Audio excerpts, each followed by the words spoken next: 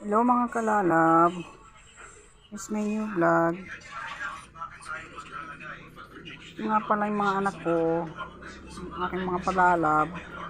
Sa tuwing nagluluto ako, pupunta na sila agad sa abuhan. Si Mochi, pumapasok na siya sa kaserola. Hinahabol niya yung init ng apoy. Lalaro sila dyan. Tumatabi sila agad pag nakita na nilang nagluluto ako.